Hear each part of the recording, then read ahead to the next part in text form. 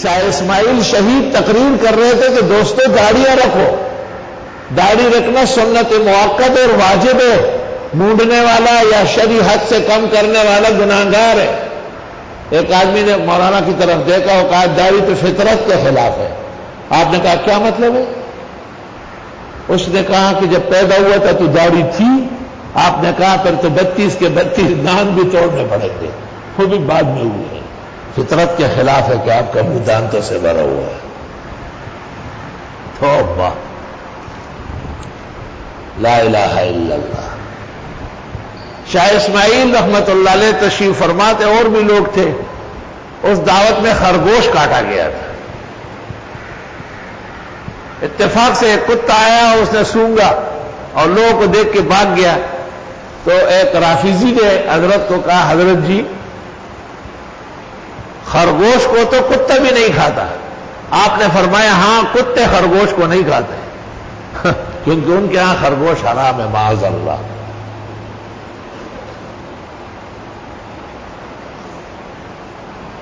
اللہ اکبر کبیرہ۔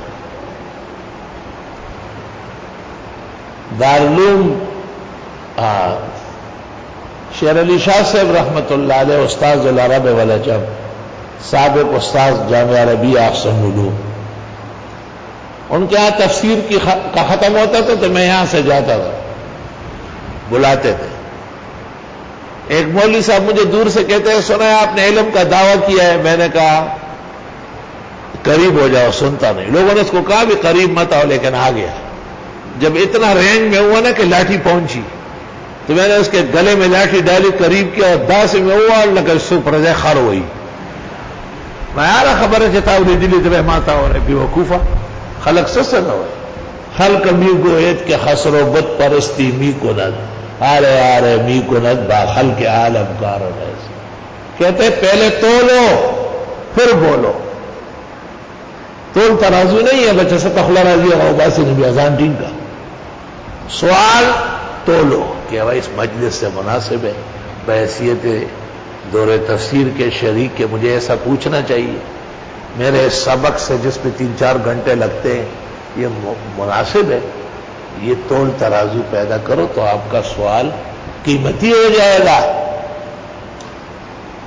امام ابو یوسف رحمت اللہ علیہ درس دے رہے تھے، ایک طالب علم تو ہمیشہ خاموش رہتا، حضرت نے کہا تو بولتا ہی نہیں، کہا آج بول لیں گے۔